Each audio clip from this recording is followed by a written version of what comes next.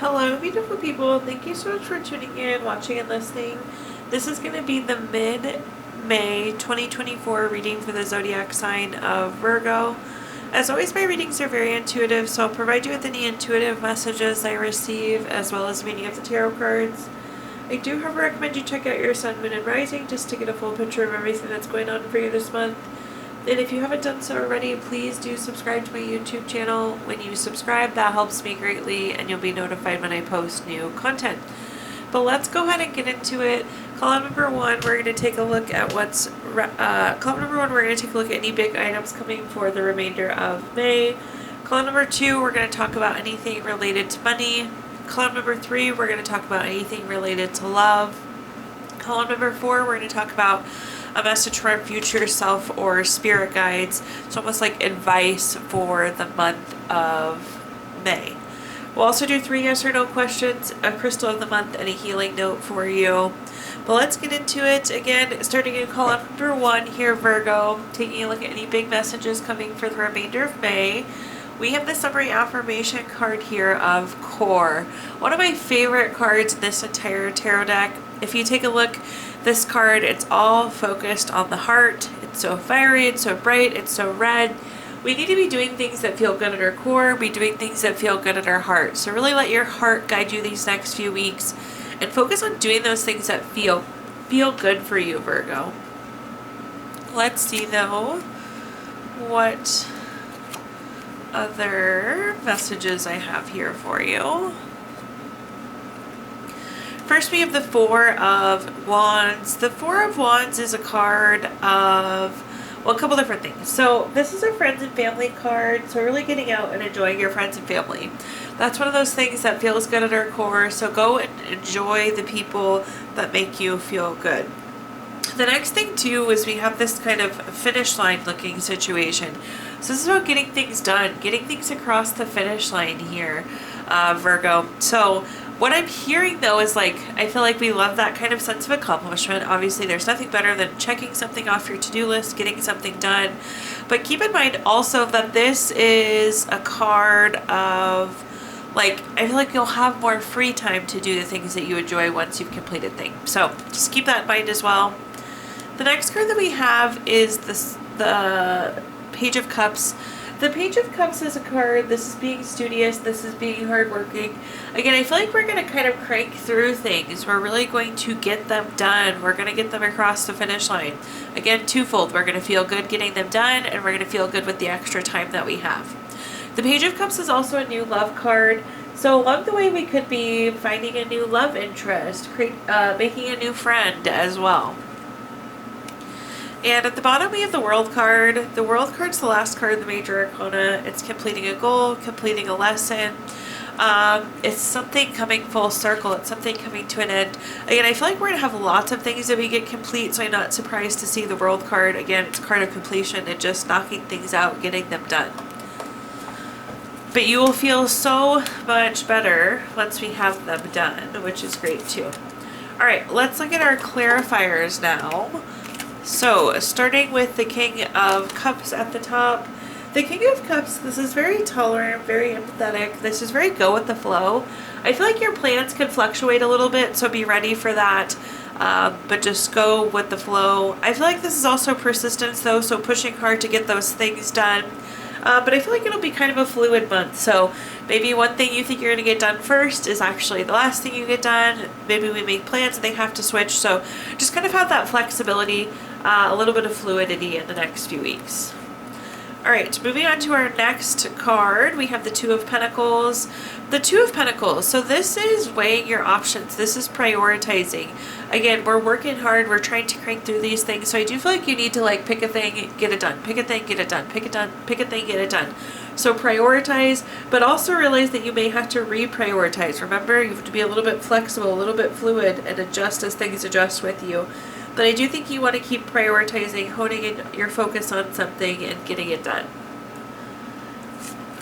Last but not least, we have the Moon card at the bottom. The Moon card is a card of, well, a couple different things here. So I feel like at one point this could have felt like an impossible task, and now we are finally seeing the light at the end of the tunnel here, Virgo. So that's really neat energy that I'm hearing coming through. Another meaning of the moon card too, though, is like we're making changes here. We're voluntarily making changes. So again, I feel like we're making the choice to finish these things, to end these things. But I do think there's other things that you want to get started on. There's somewhere you want to refocus. So I feel like you want the change. You want the ability to be able, most likely, to go after something that feels better at your core, feels better at your heart, something that's more captivating your attention at this point. All right, moving on to our next column, anything related to money. Quick money affirmation here for you. I am worthy of my desires. So in this column, we're going to talk about anything related to money, job, career, finances, businesses you run, investments you have, whatever you associate with money. And first we have the Page of Swords. The Page of Swords is a card. I feel like you're finding out some sort of information here. But there could be some like gossip, there could be some drama around. That's one of the meanings of the Page of Swords, which I don't particularly love. But the rumor mill seems to be going. There could be some water cooler talk. There could be some swirl. The hard part with the gossip, the drama, the rumors, we don't always know that they are accurate. So I feel like we need to like wait to hear the truth, wait to hear the full story. But I do feel like you'll be getting information this month, getting clarity on something. The next card that we have is the Three of Wands. So the Three of Wands is a card of making a plan. So once we have the information and you know the information for a fact, it's not just the gossip, it's not just the drama, not just the rumors at this point, Virgo, I feel like we need to adjust and start making a plan what we want to do. I actually feel like this news is going to be really beneficial for you, though. This is expansion, growth, commerce, so there could be more money here. So I feel like this is opening a door for you, which is great to see. At the bottom, we also have the Six of Wands. The Six of Wands is victory, award, recognition, good news, success. So some wins, some successes coming for you, which is awesome to see here, Virgo. Again, I feel like this is going to be really positive for you. I feel like you're going to come out on top. You're going to be well situated here. But we have to kind of just wait out and make sure we hear the truth. All right, looking at our clarifiers, first up we have the King of Pentacles. This is very solid, practical, wise. It would be very solid, practical, wise of you here, Virgo, to just wait to get the information, you know. I feel like you can't really truly make a judgment or make a plan until you know the actual details. The King of Pentacles is also a wise investment card, which I love to see, which is great. So with the Page of Swords, I feel like, again, this is a good place for you to be. This is a good opportunity for you. It's a good place to invest in yourself, invest the time, the energy. Next up, we have the Queen of Pentacles. The Queen of Pentacles is a very resourceful card. Again, this is going to lead to good growth and resources. So I think there's more money here. There's more learning here. There's more opportunity here. So I really like to see this. This is also a relationship card too, so I feel like there could be lots of really good new relationships in this new opportunity for you too. At the bottom we have the Emperor. Very strategic, very intentional. Again, it's about going to the right place. It's long-term energy, so I feel like this is a good move for you. Lots of benefit for you here. The Emperor is also a leadership card, so very well, this could be like a leadership role that's coming through or coming up. Moving on to our next column now, Virgo, we're going to talk about anything related to love. So quick love message for you. Embrace through each other, you find the missing pieces. So in this column, we're going to talk about anything related to love, family, friends, relationship, children, marriage, whatever you associate with love. First, we have the Queen of Swords. The Queen of Swords, this is an honesty card. This is a communication card.